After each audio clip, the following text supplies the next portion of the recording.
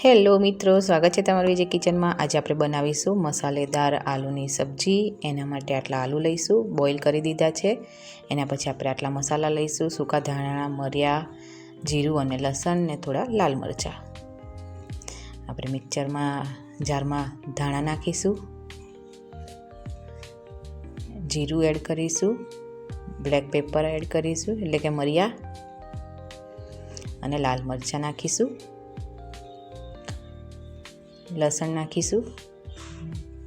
એના પછી એડ કરીશું કડી પત્તા। આ મસાલો બનાવીએ ત્યાં સુધી બટાકા આપણા ઠંડા થઈ જશે। થોડુંક પાણી એડ કરીશું જેથી કરીને એકદમ સ્મૂથ આપણે જેવી ગ્રેવી માટે જોઈએ છે મસાલો એ તૈયાર થઈ જશે। એકદમ મસાલો આપણો તૈયાર છે। આવી રીતના એને એક બાઉલમાં નીકાળી દઈશું। બટાકા બી ઠંડા થઈ ગયા છે એટલે એને છોલીને કટ કરી લઈશું। એક ડુંગળી લઈશું, એને ઝીણી સમારી લઈશું। બટાકા સમારી લીધા છે, હવે તેલ ગરમ કરવા મૂકીશું કડાઈમાં। 2 મોટા ચમચા જેટલું તેલ લઈશું।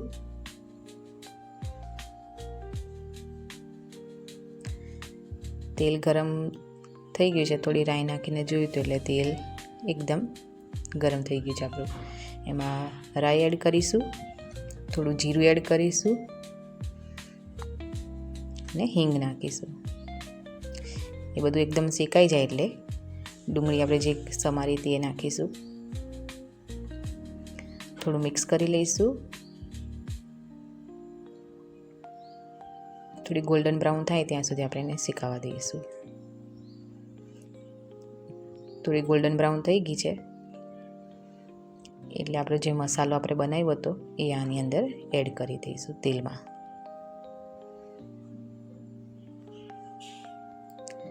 એને બી થોડો મિક્સ કરી લઈશું એટલે બધો જ મસાલો શેકાઈ જાય પ્રોપર।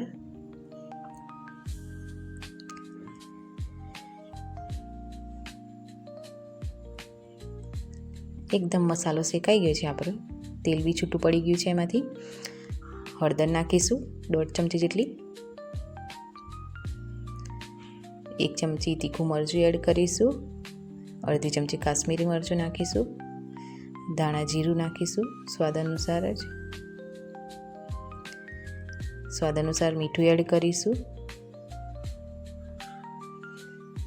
એને મિક્સ કરી લઈશું સરસ રીતે। પાછું થોડીક વાર રેસ્ટ કરવા દઈશું ગેસ ઉપર એને, એટલે શેકાવા દઈશું ત્યાં સુધી એનું તેલ બી છૂટું પડી જશે બધા મસાલામાંથી। એકદમ તેલ છૂટું પડી ગયું છે, થોડું પાણી એડ કરીશું, પાછું શેકાવા દઈશું એને। પાછું તેલ છૂટું પડે ત્યાં સુધી આપણે શેકાવા દઈશું। એકદમ તેલ છૂટું પડી ગયું છે, એમાં એડ કરીશું આપણે ગરમ મસાલો, એને મિક્સ કરી લઈશું।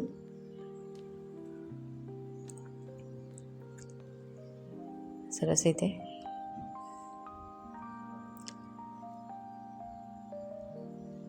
એકદમ તેલ છૂટું થઈ ગયું છે, મસાલો શેકાઈ ગયો છે આપણો।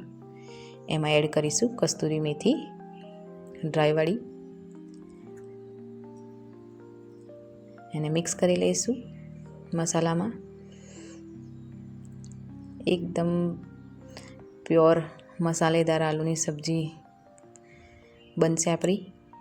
આપણે એમાં બટાકા એડ કરી લઈશું, થોડા થોડા કરીને મિક્સ કરી લઈશું હલકા હાથેથી। સરસ રીતે આવી રીતના મિક્સ કરી લઈશું। એકદમ મિક્સ થઈ ગયો છે મસાલો અને બટાકા બંને। આપણી ભાજી તૈયાર છે। થોડી કોથમીર નાખીશું ઉપરથી ગાર્નિશ માટે। પછી એક બાઉલમાં નીકાળી લઈશું। તમે પૂરી છે, રોટલી છે, પરોઠો છે એની સાથે ખાઈ શકો છો। રેડી છે આપણી ભાજી। Thank you watching my video and subscribe my YouTube channel.